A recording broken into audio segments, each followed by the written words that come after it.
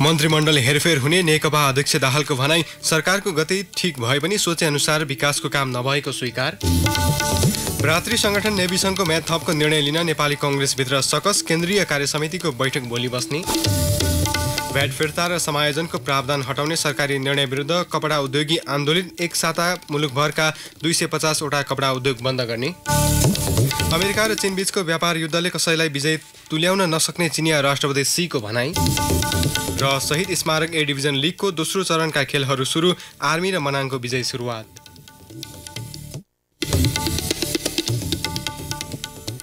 नमस्कार, कान्तिपुर डायरीका साथमा शर्मिला र सूरज। समाचार अब विस्तारमा। नेपाल कम्युनिस्ट पार्टी नेकपाका अध्यक्ष पुष्पकमल दाहालले मन्त्रीमण्डल हेरफेर हुन सक्ने बताउनु भएको छ। दोलखाको चरीकोटमा आयोजित फुटबल प्रतियोगिताको उद्घाटन कार्यक्रममा नेकपा अध्यक्ष दाहालले सरकारको गति बढाउन त्यस्तो कदम चाल्नुपर्ने बताउनु भएको हो। पूर्व प्रधानमन्त्री समेत रहेका अध्यक्ष दाहालले सरकारले गियर बदलेर भए पनि अघि बढ्ने बताउनुभयो। उहाँले भन्नुभयो, मेरो भाषामा भन्दा यो सरकारको गियर बदलेर भए पनि अघि बढौँ भनेको छु। सरकारले केही सकारात्मक आधारहरू बनाउँदै गएको भए पनि विकासले गति लिन नसकेपछि निराशा पैदा भएको उहाँले बताउनुभयो। स्थानीय तहको कर वृद्धिको विषय, विभिन्न जिल्लाबाट कार्यालयहरू विस्थापित भएको विषय केन्द्रमा बहसको विषय बनिरहेको उहाँले बताउनुभयो। उहाँले भन्नुभयो, हतारमा काम गर्दा केही उल्टा काम भएका छन्।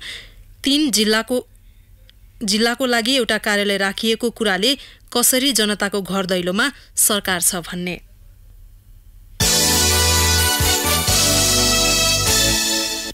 नेपाल विद्यार्थी सङ्घको म्याद थप र पार्टीको महासमिति बैठकबारे थप निर्णय लिन नेपाली कङ्ग्रेसलाई सकस परेको छ।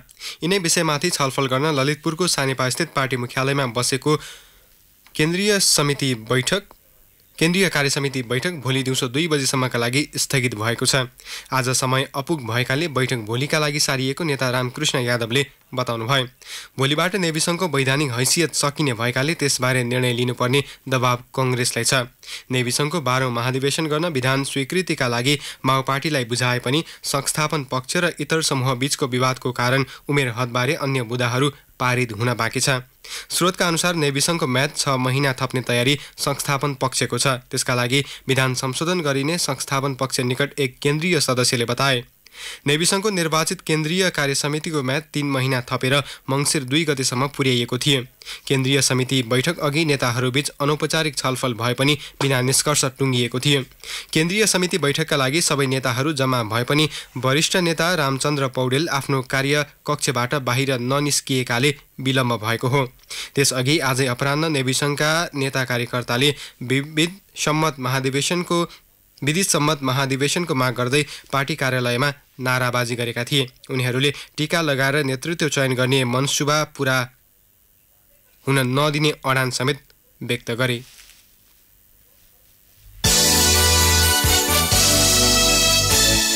प्रदेश 3 का मुख्यमन्त्री डोरमणि पौडेलले राष्ट्रिय योजना आयोगको काम गर्ने शैलीमा परिवर्तन गर्न जरुरी रहेको औल्याउनु भएको छ। राष्ट्रिय योजना आयोगले हेटोडामा गरेको प्रदेश स्तरीय दिगो विकास लक्ष्य मैत्री योजना तथा बजेट र अनुगमन, मूल्याङ्कन तथा तथ्याङ्क प्रणाली सम्बन्धी कार्यशाला गोष्ठीको उद्घाटन गर्दै मुख्यमन्त्री पौडेलले आयोगको काम गर्ने शैली परिवर्तन गर्न जरुरी रहेको बताउनुभयो। योजना आयोगले हालसम्म गरिरहेको कामबाट समृद्धिको कुनै सम्भावना नदेखिएको गुनासो उहाँले गर्नुभयो। आयोगको काम गर्ने शैलीका कारण प्रदेश सरकारले विकास बजेट खर्च गर्न नसकेको भन्दै उहाँले सरकारलाई कुन क्षेत्रमा लगानी गर्दा कस्तो प्रतिफल आउँछ र कुन आयोजनामा लगानी गर्ने भनेर मार्गनिर्देशन गर्न जरुरी रहेको समेत बताउनुभयो। योजना बन्ने कार्यान्वयन नहुने अवस्थाको अन्त्य गर्ने आयोजनालाई अगाडि ल्याउन समेत उहाँले सुझाउनुभयो। प्रदेश नीति तथा योजना आयोगका सदस्य रामश्याम बस्नेतले समेत विगतमा राष्ट्रिय योजना आयोगले गर्ने काम कागजमा मात्र सीमित भएको आरोप लगाउनुभयो।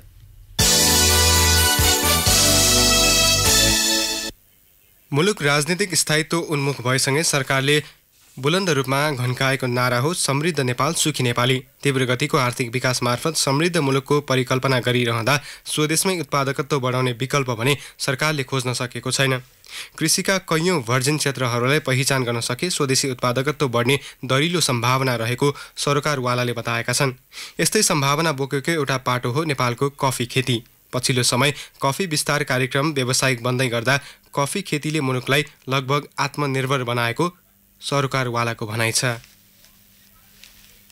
मुलुकमा स्वदेशी कफीको उत्पादन मात्र होइन, त्यसको खपत पनि बढ्दै गएको छ। 4 दशक अघि सुरु भएको कफीको व्यावसायिक खेती अहिले मौलाएको मात्र होइन, आन्तरिक माग धान्न समेत सफल बनेको छ। भन्सार विभागको पछिल्लो तथ्याङ्क अनुसार 9,37,25,000 बराबरको 84.22 मेट्रिक टन कफी निर्यात हुँदा 6,58,91,000 बराबरको 163.38 मेट्रिक टन कफी आयात भएको छ। उत्पादित कफीको माग स्वदेशमा बढ्दै गएकोले पनि आन्तरिक रूपमा कफीको खपत बढेको बताउनुहुन्छ राष्ट्रिय चिया तथा कफी विकास बोर्डका निर्देशक दीपक खनाल। क्याफेहरुमा जाने अहिले पछिल्लो चरणमा युवा पुस्ताहरूको संख्या चाहिँ निकै राम्ररी बढेको छ। नेपाल भित्रै पनि कफीको चाहिँ मतलब कन्जम्सन हो, त्यसमा जनता सचेत भएर यो विगतको तुलनामा अहिले चाहिँ हाम्रो डोमेस्टिक कन्जम्सन चाहिँ अहिले मजाले बढेको छ। पछिल्लो तथ्याङ्क अनुसार देशभर वार्षिक 513 metric ton coffee green bean उत्पादन भएको छ। गत वर्षको तुलनामा यो करिब 10% को वृद्धि हो। गत वर्ष 466 मेट्रिक टन कफी उत्पादन भएको थियो। गत वर्षको तुलनामा कफीको आयात 64% ले बढेको हो भने निर्यात 11% ले घटेको तथ्याङ्कले देखाउँछ। उत्पादन बढिरहँदा आयात पनि बढ्नु तर निर्यात घट्नुले नेपालमा उत्पादित कफीको बजार नेपालमै बढेको अनुमान गर्न सकिन्छ। निर्यात घट्नुले आन्तरिक बजारमा माग बढेको भए पनि उत्पादन र उत्पादकत्वलाई उल्लेख्य रूपमा वृद्धि गर्न नसकिएको निर्देशक खनालको भनाइ छ। उत्पादन भएको कफीको सानो अंश पनि निर्यात गर्न सकेका छैनौं अनि आयात पनि कफीको चाहिँ भइराकै छ। अनि हाम्रो आफ्नो मात्रै कफीले आन्तरिक कन्जम्सन र निर्यातलाई चाहिँ तपाईको हिट गर्न सकेका छैन। त्यसैले गर्दा जस्तो इन्डियातिरबाट दिने भने अवैध रूपले चाहिँ कहिले चामलका बोरामा कफी आउँछ, कहिले आलुका बोरामा कफी आउँछ, कहिले दालका बोरामा कफी आउँछ, जो चाहिँ रेकर्डेड छैन। उत्पादनलाई चाहिँ उल्लेख्य रूपमा हामीले वृद्धि गर्न सकेका छैनौं, उत्पादन पनि र उत्पादकत्व पनि। नेपालको निर्यातजन्य कृषि उपजका रूपमा विश्व बजारमा एक छुट्टै पहिचान बनाउन नेपाली कफी सफल छ। सोखबाट व्यवसायमा परिणत भए पनि 4 दशकको यो अवधिमा कफी खेती करेसाबारी भन्दा माथि उठ्न सकेको छैन। कफीको व्यावसायिक खेतीका लागि नीतिगत व्यवस्थामा सुधार आवश्यक रहेको बताउनुहुन्छ कफी व्यवसायी महासंघका उपाध्यक्ष फूलकुमार लामा। व्यवसायीकरण गर्न अझै पनि सकिएको छैन। नेपाली कफीको माग चाहिँ विश्व बजारमा लगभग 8,000 टनको चाहिँ माग छ भनेदेखि हामीसँग राष्ट्रिय रूपमा जम्मा उत्पादन भनेको 513 टन मात्रै। माग र आपूर्तिको त्यत्रो ठुलो ग्याप छ, त्यो नै हाम्रो लागि चाहिँ एउटा अपर्च्युनिटी हुन सक्छ हैन। त्यो अपर्च्युनिटीलाई हामीले चाहिँ ग्राब गर्न चाहिँ सकिएको छैन। व्यवसायीकरण गर्नलाई एउटा वातावरण पनि नहुनु हो, एकमुष्ट रूपमा चाहिँ जग्गा जमिन नहुनु, सरकारी जग्गाहरूलाई चाहिँ लिजमा दिने प्रावधानहरू नहुनु, सामुदायिक वनमा चाहिँ कफी रोपन गर्न चाहिँ नपाउनु जस्ता विभिन्न कारणहरू छन्। जुन लगानी गर्नुपर्छ त्यो लगानी चाहिँ सहज रूपमा चाहिँ कतैबाट उपलब्ध हुन नसक्नु, जस्तो कृषि लोन भनेका छन् तर कफीको नाममा कृषि लोनहरू चाहिँ अहिलेसम्म उपलब्ध भएको हामीले कतै पनि रेकर्ड पाएको छैन। मुलुकमा हाल कफीको कुल रोपन क्षेत्र 2650 हेक्टर पुगेको बोर्डले जनाएको छ। करिब 11,98,535 हेक्टर क्षेत्रफलमा कफी खेती गर्न सकिने र त्यसमध्ये 61,228 हेक्टर क्षेत्रफल कफी खेतीका लागि अति उत्तम मानिन्छ। कफीको सम्भाव्यतालाई मध्यनजर गरी कृषि मन्त्रालयको प्रधानमन्त्री कृषि आधुनिकीकरण परियोजनाले गुल्मी, अर्घाखाँची, प्युठान, पाल्पा र स्याङ्जाका कफी सम्भावित क्षेत्रलाई सुपर जोनको रूपमा विकास गरी कफीमा व्यावसायिकता बढाउने प्रयास पनि गरेको छ। आजैबाट लागू हुने गरी कच्चा कफीको मूल्य समेत निर्धारण गरिएको छ। प्राविधिक पाटोलाई सुधार गरी कफीको व्यावसायिक र बृहत खेती गर्न सकिए आत्मनिर्भर अर्थतन्त्रको बाटोमा एउटा खुट्किलो थपिने पक्का छ। रेडियो कान्तिपुरका लागि इन्द्रलक्ष्मी घिमिरे, काठमाडौँ। सिन्धुपाल्चोकको इन्द्रावती गाउँपालिका 8 का अध्यक्ष धनबहादुर श्रेष्ठ इन्द्रावती किनारमा मृत अवस्थामा फेला परेका छन्। इन्द्रावती पारीको बोडे गाउँको होस्टे दोभानको बीचमा घोप्टिएको अवस्थामा उनको शव फेला परेको जिल्ला प्रहरी कार्यालयका प्रहरी नायब उपरीक्षक विमलराज कर्णेलले बताउनुभयो। मृत्युको कारण अनुसन्धानपछि मात्र खुल्ने उहाँले बताउनुभयो। आज बिहान 3 बजे घरबाट निस्किएका वडा अध्यक्ष घर नआएपछि परिवारका सदस्यले खोजी गरेका थिए। कान्तिपुर डायरीमा अब ब्रेकको पालो। अब बाँकी प्रसङ्ग। पूर्वीय दर्शनको विविधताको लागि बुद्ध जन्मस्थल लुम्बिनीमा अन्तर्राष्ट्रिय सम्मेलन आजबाट सुरु भएको छ। प्राचीन सभ्यताको पुनरुत्थान, खोज, अनुसन्धान र प्रवर्धन गर्ने उद्देश्यले लुम्बिनी बौद्ध विश्वविद्यालयले सम्मेलनको आयोजना गरेको हो। 2 दिने सम्मेलन पूर्वीय दर्शनलाई विज्ञानसम्मत अध्ययन अनुसन्धान कसरी गर्ने र व्यावहारिक बनाउने भन्नेमा केन्द्रित रहेको छ। एसियाली प्राकृतिक दर्शनको विविधीकरण विषयक सम्मेलनमा नेपाल, चीन र भारतका बौद्ध विद्वानहरूको सहभागिता रहेको छ। सम्मेलनमा 3 देशका विज्ञहरूले 24 वटा कार्यपत्र प्रस्तुत गर्दैछन्। नेपालका 8, चीनका 13 र 3 भारतीय विज्ञहरूले कार्यपत्र प्रस्तुत गर्ने कार्यतालिका रहेको छ। मापदण्ड विपरीत ग्यास उद्योग सञ्चालन गरिएको भन्दै धादिङको बेनीघाट स्थित विशालटारवासीले तत्काल बन्द गर्न माग गरेका छन्। विशालटारका 160 घरधुरीका बासिन्दाले सामूहिक निवेदन लेखेर बेनीघाट रोराङ गाउँपालिकामा मापदण्ड विपरीत श्रीमाया ग्यास कम्पनी सञ्चालनमा रहेको भन्दै बन्द गराउन माग गरेका हुन्। राजमार्ग र बस्तीको नजिकै ग्यास कम्पनी सञ्चालनमा रहेकाले बन्द गर्नुपर्ने स्थानीय ध्रुव प्रसाद पाण्डेले बताउनुभयो। प्राविधिक कमजोरीले पटक पटक चुहिएर बस्तीसम्म ग्यासको गन्ध आउने गरेको भन्दै स्थानीयवासी त्रासमा बस्नुपर्ने भएकाले ग्यास कम्पनी बन्द गर्नुपर्ने पाण्डेको भनाइ छ। बस्तीका बीचमा ग्यास उद्योग खोलेर आधारभूत सुरक्षा उपायहरू पनि नअपनाइएको स्थानीयवासीहरूको आरोप छ। रुकुम पूर्वको सिस्ने गाउँपालिका वडा नम्बर 6 मा पुनः मतगणनाको माग गर्दै परेको उजुरी खारेज भएको छ। सिस्ने गाउँपालिका 6 को मतगणना पुनः गर्नुपर्ने माग गर्दै दाङको तुलसीपुर उच्च अदालतमा मुद्दा परेको थियो। 2074 असार 14 गते भएको स्थानीय तहको निर्वाचन अन्तर्गत सिस्ने 6 को मत फेरि गणना गर्नुपर्ने माग गर्दै परेको उजुरी कार्तिक 29 गते तुलसीपुर उच्च अदालतले खारेज गरेको हो।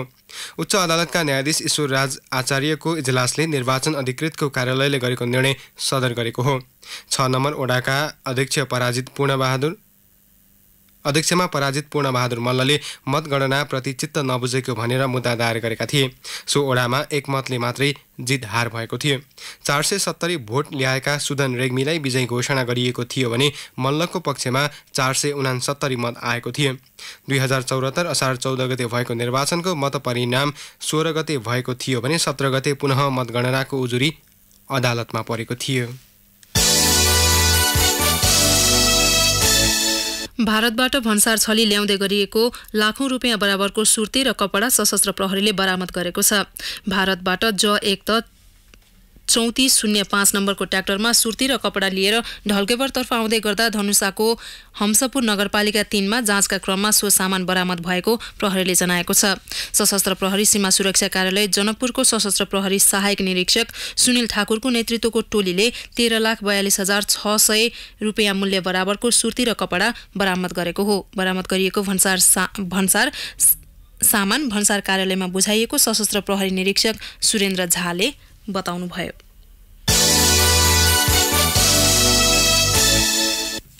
प्रहरीले 28,000 अमेरिकी डलर सहित 2 जनालाई रसुवाबाट पक्राउ गरेको छ।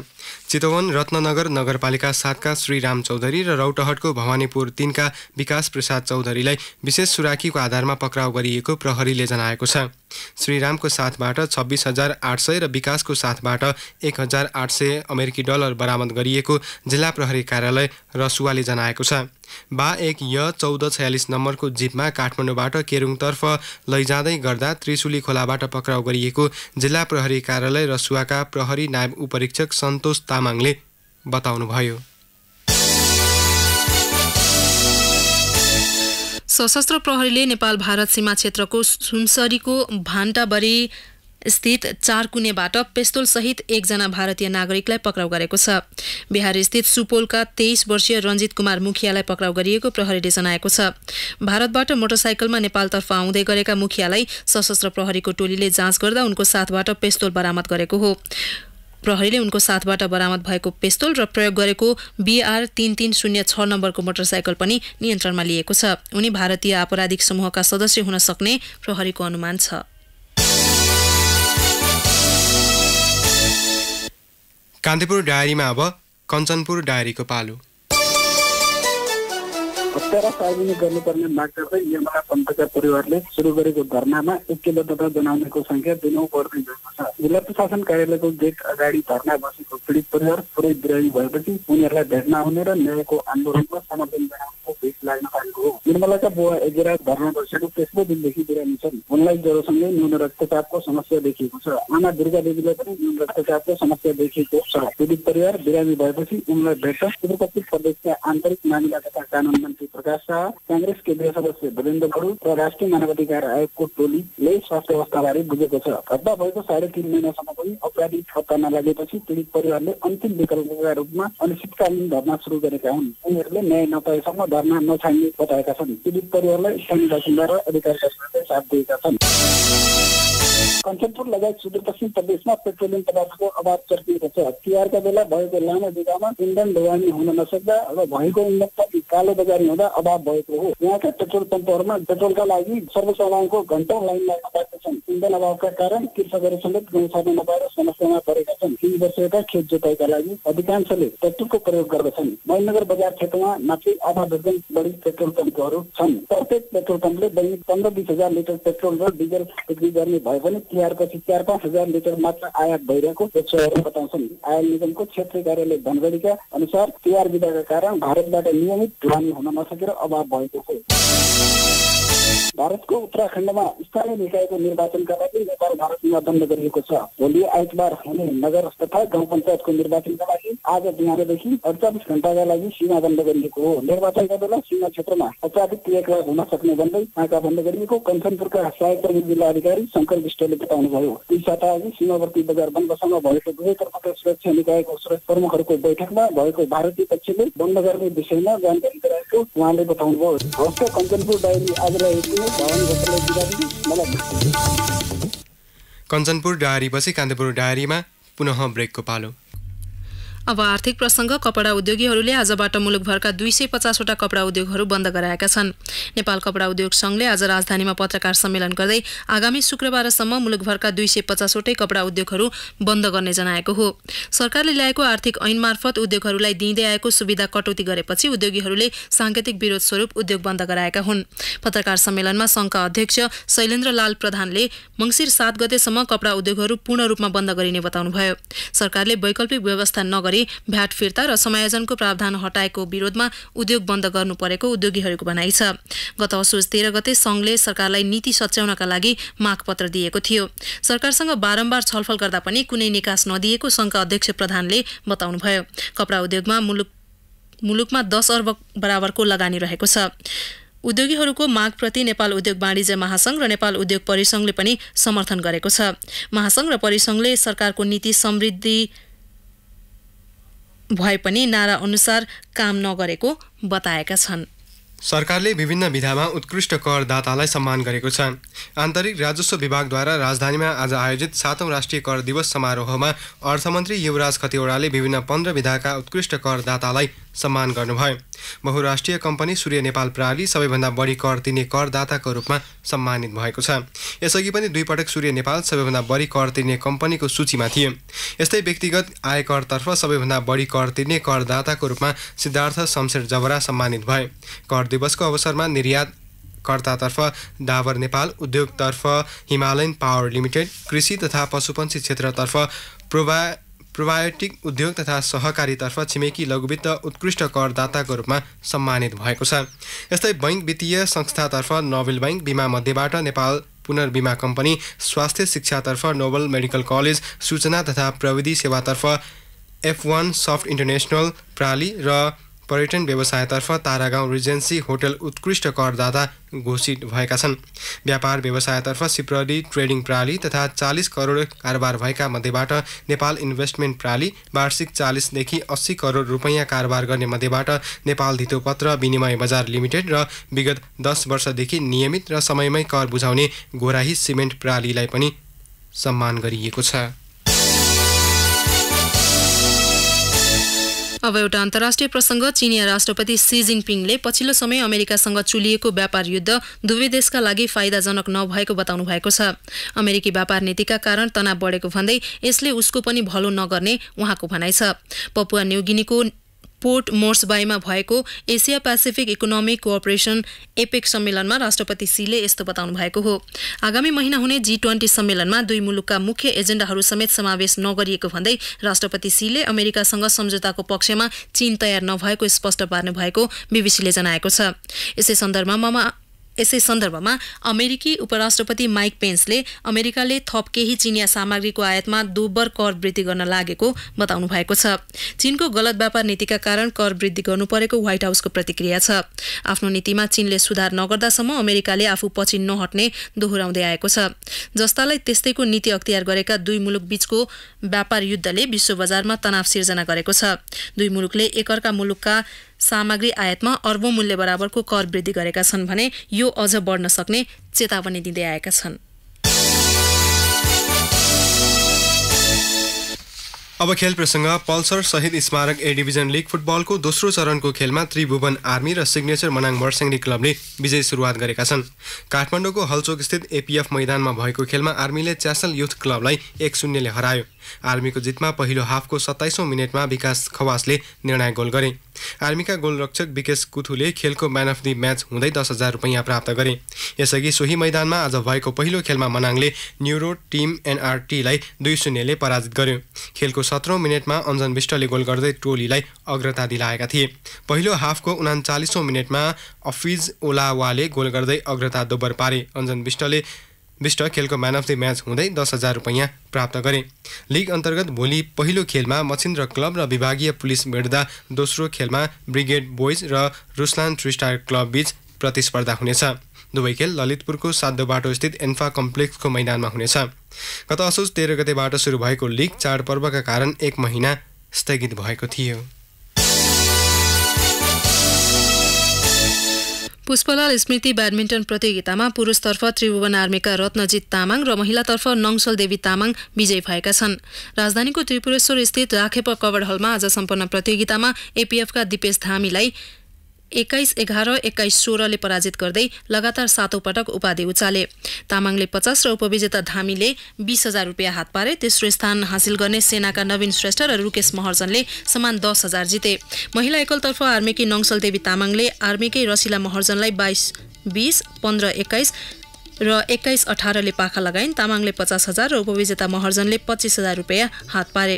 तेस्रो भएका एपीएफका शोभा गौचन र जेसिका गुरुङले समान 10,000 रुपैयाँ हात पारे। पुरुष युगलतर्फ सेनाका रत्नजित तामाङ र नवीन श्रेष्ठको जोडीले एपीएफका दिपेश धामी र विजित थापा मगरको जोडीलाई 22-20, 20-22 र 21-11 ले पराजित गरे। महिला युगलतर्फ एपीएफका पूजा श्रेष्ठ र जेसिका गुरुङले आर्मीका नङसल तामाङ र रसिला महर्जनको जोडीलाई 21-13, 21-14 को सोझो सेटले हराए। दुवैतर्फका विजेताले 20 र उपविजेताले 10,000 रुपैयाँ हात पारे। अवस्था यिनै प्रसङ्गसँगै कान्तिपुर डायरीका आजका सम्पूर्ण बुलेटिन यहीँ सकिन्छन्। भोलि बिहान 6:30 बजे नियमित बुलेटिनका साथमा आउने नै छौँ। तबसम्मका लागि शर्मिला र सुरज बिदा हुन्छौँ। नमस्कार, शुभरात्रि।